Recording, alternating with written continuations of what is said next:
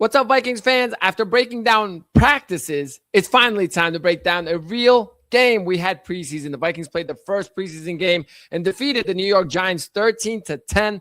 Let's talk about it right now.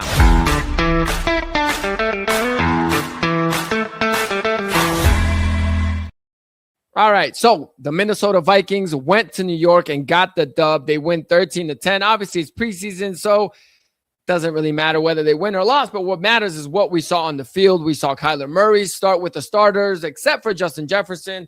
A lot of things to be happy about. Christian Darrisaw, the starting left tackle, played, and that's already a good sign moving forward. I'm going to talk about the three things I really liked and the three things or players that I didn't like from this game, and then we will dive into the quarterback chatter, which has calmed down. Thank God KOC finally made his decision, finally did the right thing and named Kyler Murray the starter. Again, if you hear me on this podcast, I do believe in J.J. McCarthy, but I also think the right move is to start Kyler Murray, and I also believe that they should have just announced that when they signed Kyler Murray. So we finally have a resolution there. We'll break down McCarthy. We'll break down what we saw from Kyler Murray.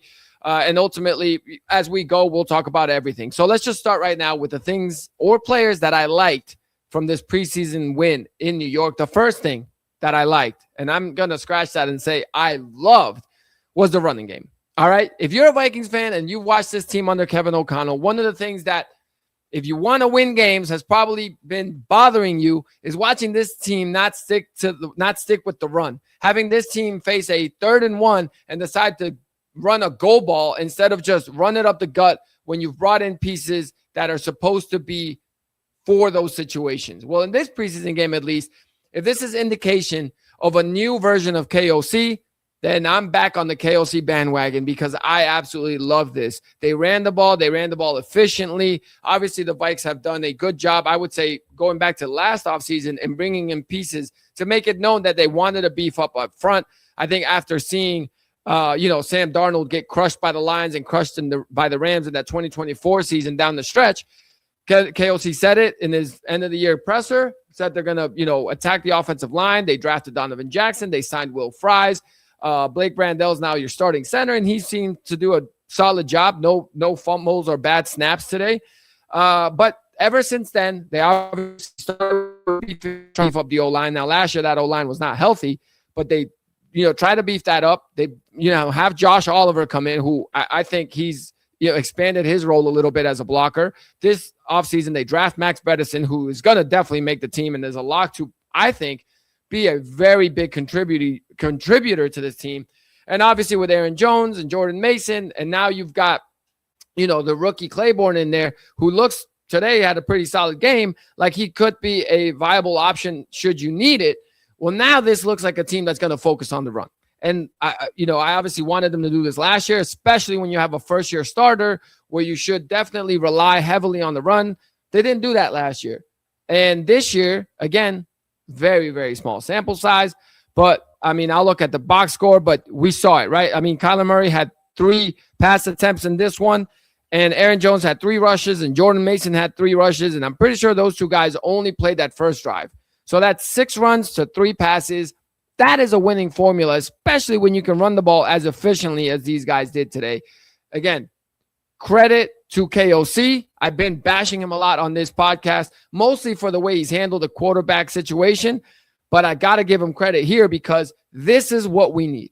If you play this type of style offense, then that's where Kyler Murray, or yes, even J.J. McCarthy, just needs to be average. If you get average quarterback play with this defense that Brian Flores is going to have, and with a run game like this, there's no reason why you can't win the division. And now you got Kyler Murray, who you even think that you can elevate. So if you could even elevate that, then, you should have Super Bowl aspirations. Again, I'm not judging all of this. I am judging all of this, I guess, based on 9 preseason snaps with the first team. But it's more about the mindset and the fundamentals and bringing in Frank Smith from Miami and running the ball differently and a new style, and that mentality, I think, will go a long way for this team. And I'm glad I saw that in game action today. So again, the biggest winner for me is the running game. That's tremendous. Second big winner, Miles Price. Come on now. This guy was probably going to make the team, obviously. He was a solid punt return, kickoff returner last year. He had a fumble that cost him dearly against Baltimore. But, he was a rookie last year, so, undrafted rookie coming in, trying to make the team, makes the team this year. You think, all right, he can maybe make the team. And it's like, all right, can you even squeak out a wide receiver role, maybe wide receiver 5 or something? Well, I'll tell you what, based on how today went and more to come, he might be wide receiver 4 because he played a hell of a game. Carson Wentz had a pass that honestly looked like it was going to be an interception, and Miles Price got up there and took the ball away from the DB pretty much, snagged it out of the air, and that wasn't even the most impressive catch.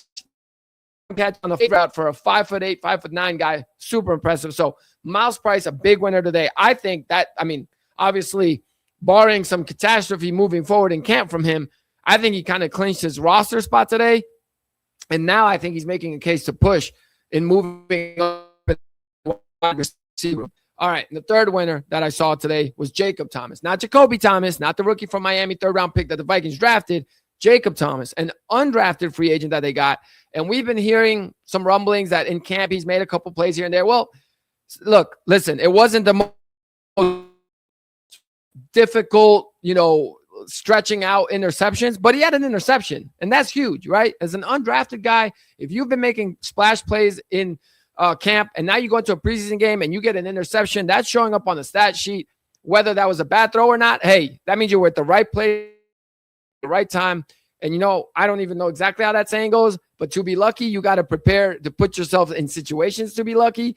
And you can call him lucky or whatever you want to call him, but he was in the right place and made the play. So big respect. Shout out to Jacob Thomas coming through with the interception today. One of 2 interceptions for the Vikings. The other one was by the linebacker Jacob Roberts, also undrafted, I believe. So big day for the undrafted guys. So, and bad day for the Giants quarterback that threw those, because Brandon Allen did not look good. He went 5 for 8 and three incompletions, but 2 of those were to the team. So technically he should be 7 for 8, but 2 completions to the Vikings. All right, now we got to switch over to the losers, right? The biggest loser coming out of this game, in my opinion, is Ty Felton. Ty Felton, we've heard it all camp. He's had a pretty good camp. He's been making some plays. He's been doing well. And the knock on him going back to last year is he has a lot of drops. Well, he had a big drop, I'd say, in this game, a crucial drop in, one of the earlier possessions of the game. I'll talk about that also when I break down J.J. McCarthy's tape. But Ty Felton, man, you got to make those plays. And this wasn't even, I would argue, wasn't even a contested catch. That's right there in exactly where it should be, right between the 1 and the 3 for you, and you dropped it. Those are the types of things. That inconsistency is why you are going to drop down the depth chart if you continue this way. Proof of it is those kind of inconsistencies like J.J. McCarthy's had is why he's dropped down on the depth chart. Now he's QB2 for now. So again, Ty Felton, man, you gotta be better. You gotta be better. So, it's tough. Maybe, you don't get many opportunities. Dylan Bell had a drop as well, but Miles Price didn't have a drop. And Miles Price is, on your behind trying to get that wide receiver 4. And if the difference between wide receiver 4 to wide receiver 5, I think is huge, because I do think there'll be some, play calls where KOC is going to have a wide receiver 4 in there. He might look to spell Juwan Jennings, give him a play off or something, or Jefferson get a play off, but keep Juwan Jennings there because they know he's a good blocking receiver. So you throw the defense off thinking this is a run play, and you have the wide receiver 4 be the third wide receiver on the field when for a play or two. And so that's the difference. You either get a couple snaps or you get no snaps, whether you're wide receiver 4 or wide receiver 5. So big, miss, I think, today for Ty Felton. We'll see how he bounces back. Caleb Banks, another disappointing day. Obviously, look, this guy is a first rounder, right? He's a rookie, completely new. He's only played in 4 games in the last year and a half because of an injury. So I get it. You might be rusty, whatever. But the knock on him in the scouting report is that he doesn't get low, on his pads. His leverage isn't great. And we saw that today, right? And he didn't make a splash play. He didn't have a huge impact, I thought, for as big of a playmaker as we are being sold on him being. Now, he's kind of gotten the pass because people have obviously said, well, at least he's on the field. It's so great to see him healthy. And that's true. A guy that there were concerns, which people say is why he dropped in the draft, concerns about his ankle. He's a big guy. big guys with ankle injuries, that's, usually a red flag. So it's good to see him practicing. It's good to see him in uniform today. Good to see him get some reps. Agreed. But that grace is going to run out soon, because at the end of the day, you're still a first-round pick.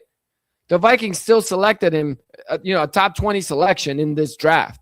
So at some point, it's all good and all that you're playing, but you got to start producing. Now, obviously, that's not today. That's not next Saturday. If he has another game like this, it's not a big deal. But if we get into the season and it's week 6 and we haven't heard from Caleb Banks, I might say that's a miss, man. That's a first-round pick. You usually are drafting a guy in the first round to be a walk-in starter.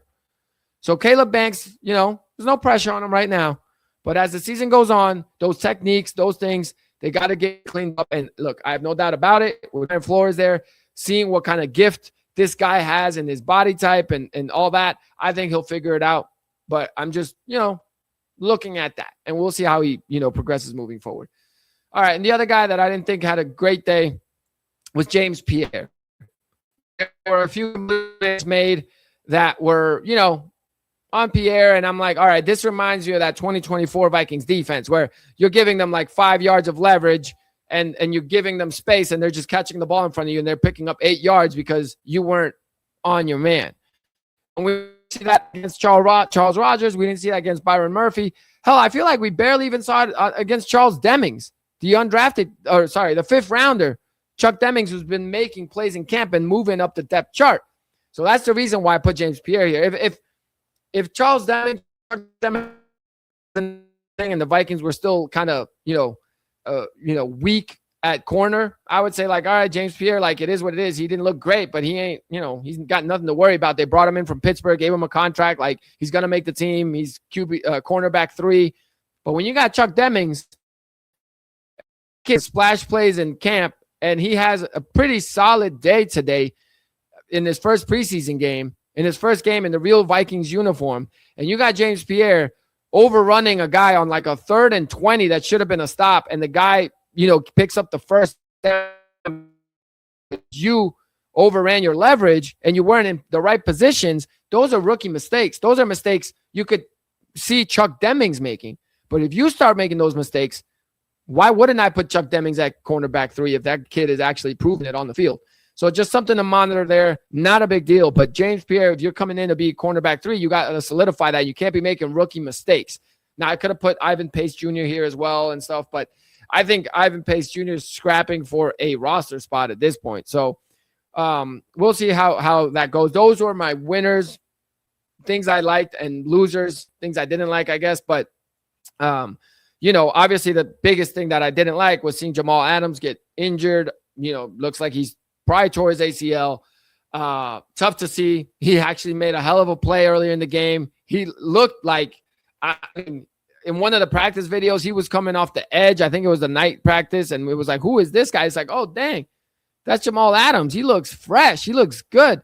So sucks to see that. Obviously, it seems like the locker room really, bonded with him quickly. He became almost a leader in that locker room in like the short 2 weeks that he's been there. So tough to see. We'll see, obviously. But, I mean, people are always like, we don't want to speculate. We can speculate. That it looks like a torn ACL. And if it's not, then we'll all be super thrilled to hear that. But looks like he's out for the year. That's a roster spot opening.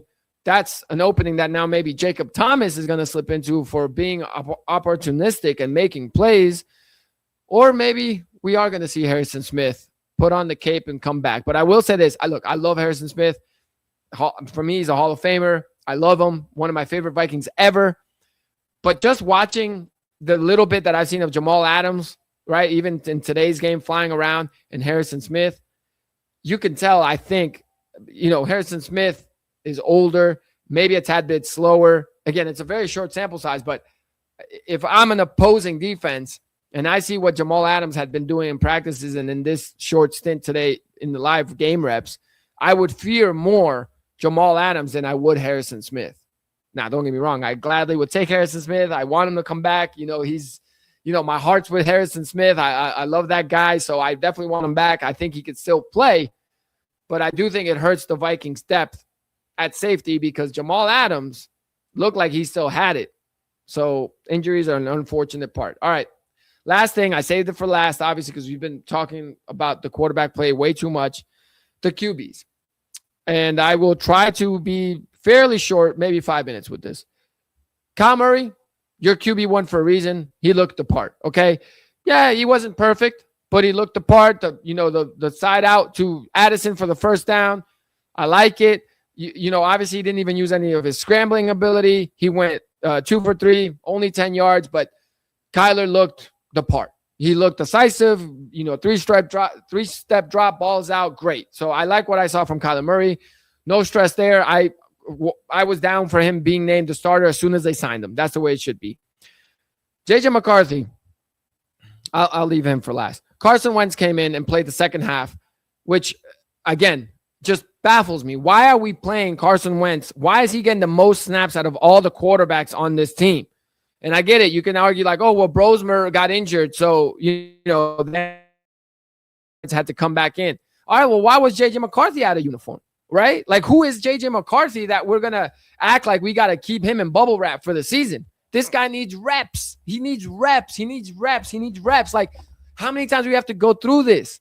And I don't understand why KOC refuses to do that. Like last year, you were upset with him in his 10 NFL starts because he didn't look like a seasoned quarterback, right? He was making mistakes. He was essentially a rookie.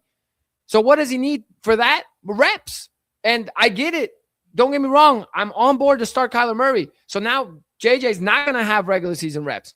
So this is where you could give him reps. I would have played JJ McCarthy the whole third quarter today.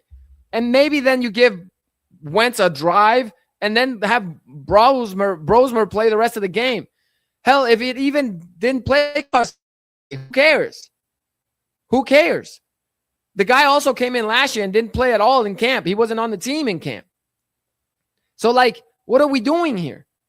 The next game, like, I almost would – why wouldn't you just play McCarthy as much as you can?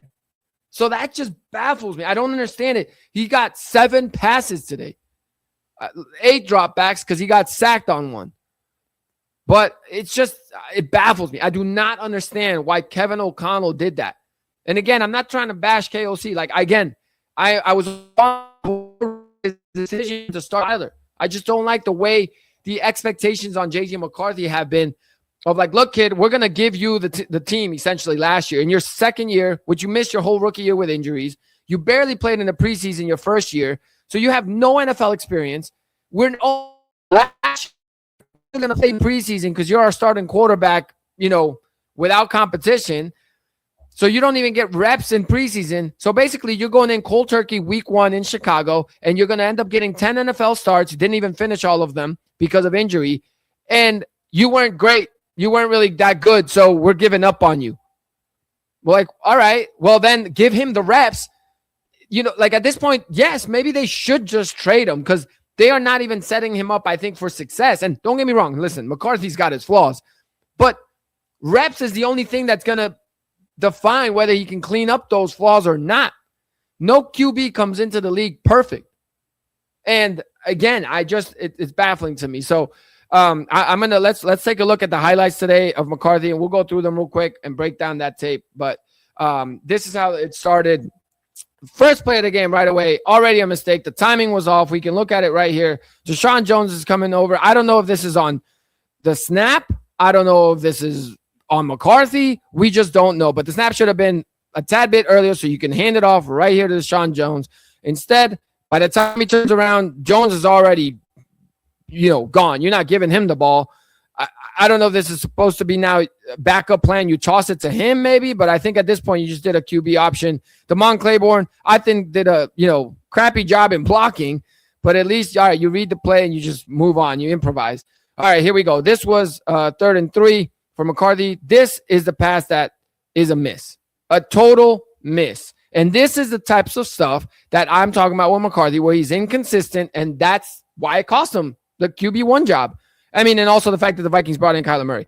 But this is going to come out essentially right now. It's supposed to come to Miles Price, I think. That's his first read, right? If that's not there, then you got to anticipate something else. Now, maybe it's this tight end. I'm not sure. But you can't airmail, okay, I get it. You don't throw it to the tight end. There's coverage there. It's not past the sticks. But if that throw's not going there, if you're not giving Miles Price the shot, which I don't know why he didn't give it to him. Yes, it's good coverage, but if that's the play, that's the play. Sometimes you get an incomplete pass and you move on. Look, honestly, this ball is embarrassing. That's just embarrassing. You can't miss that by that much. And the coverage was good, but like not that good. Come on now. Like you got to give your guy a chance. So, all right, one bad throw for McCarthy. So here we go. We move forward. Here, ball comes out on time. Completion, great. 7-8 yards. That's what you need to be doing. This one, same thing. Ball needs to come out right now. That ball needs to be out, right? And you're waiting. Now, the arm strength is what wins you the rep here, essentially, because he got it to Miles Price, again, who had a great day.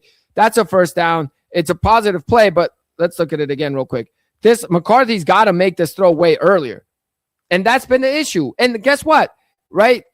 Hitch, throw it. Right? But he doesn't anticipate. He's almost not trusting that Miles Price is going to turn around. It's almost like he doesn't know the playbook. Like Miles Price is supposed to turn around and be there. Now, if he's not there, that's his fault. But if that's the play, you got to throw it and leave it there for him. He waits for Miles Price to turn around, and now your feet aren't set because you hitched too many times, and that's what the result. Look, again, that's the knock on McCarthy. He takes too long to process. Guess what is going to slow the game down for him? Playing him. Why don't you play him? So again, here, I would say this is late as well. And you get, it's a pass interference, but you got to read.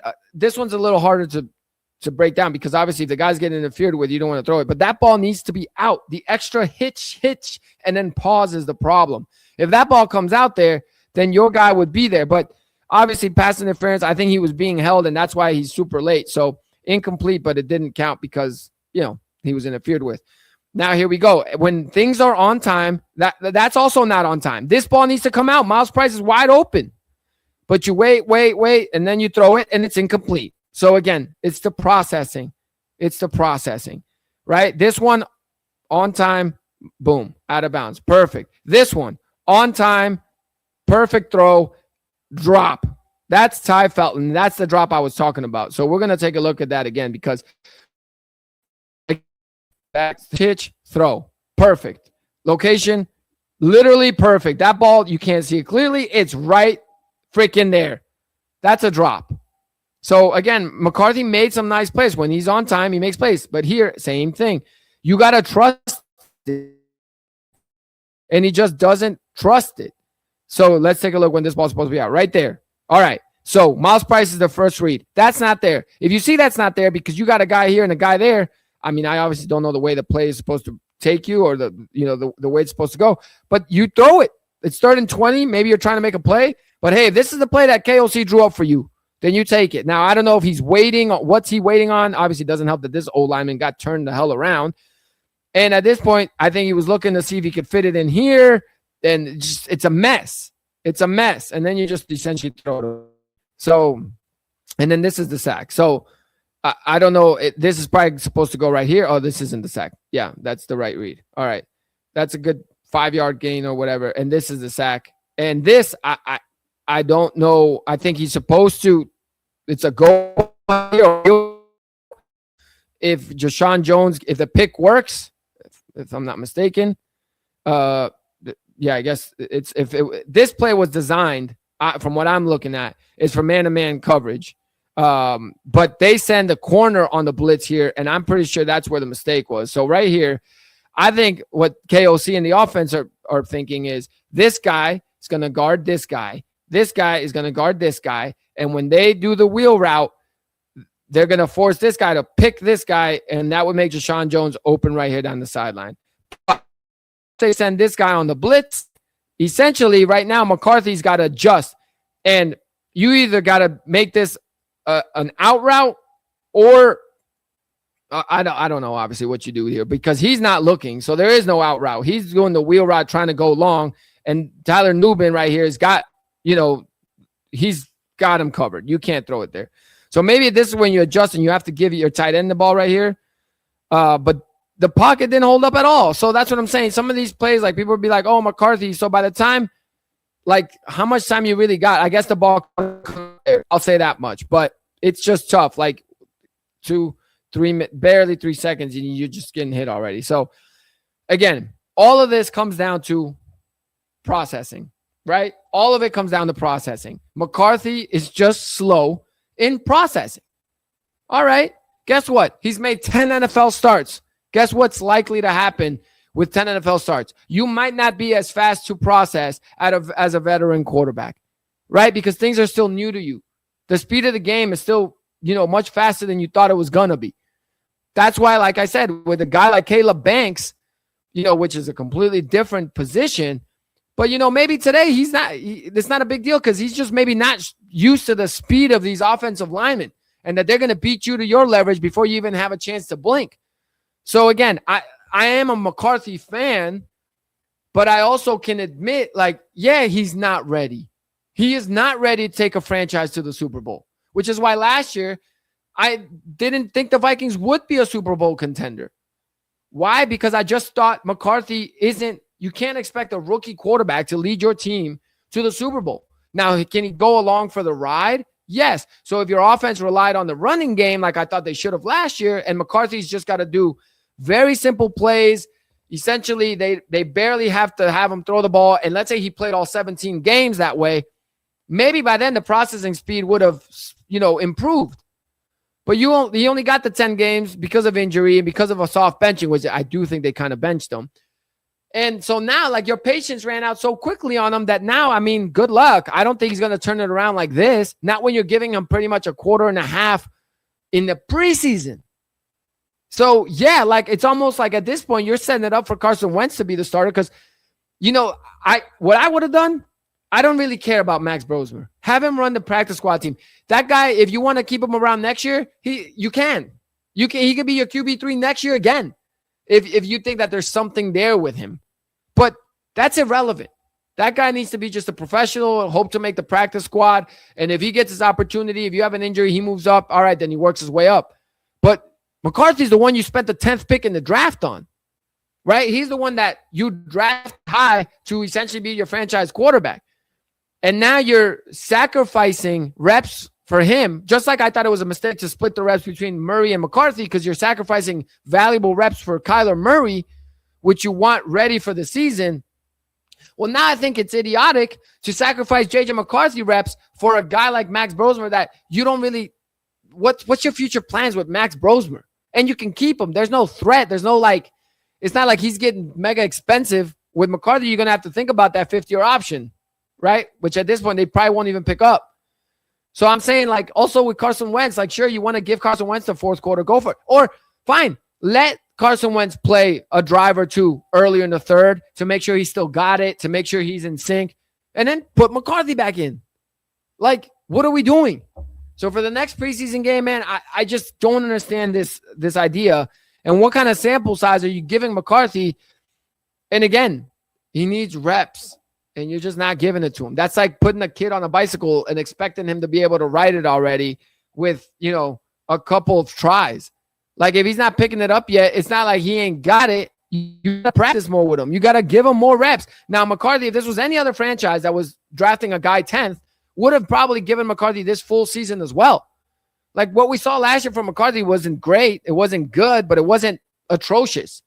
Yes, he had his bad moments, but he also had some flashes. So I think any other franchise would have been you know what? Let's give him this year as we're rebuilding. But the problem with the Vikings is they're ready to win now. So I get the sense of urgency to bring in Kyler Murray and say, we need a guy that's ready to win right now. But then if you're punting on McCarthy and you're not going to give him the reps that are there to be had for a guy in his position, well, then what are we doing with him? Then it's just going to be a wasted asset at that point. And that's why I just don't understand what's going on here. So help me understand, Vikes fans. So please let me know. Let me know what you think in the comments. Subscribe, all that good stuff, guys. I appreciate it. And I can't wait to, keep breaking the Vikings down and talking about them and seeing what lies ahead. But feel good, Vikes fans, because if the running game is like this, we're going to have a lot of W's coming up this season. So enjoy the weekend. And I look forward to talking to you guys more about the Vikes as the season progresses. Skol Vikes. Football is back, baby. Let's go.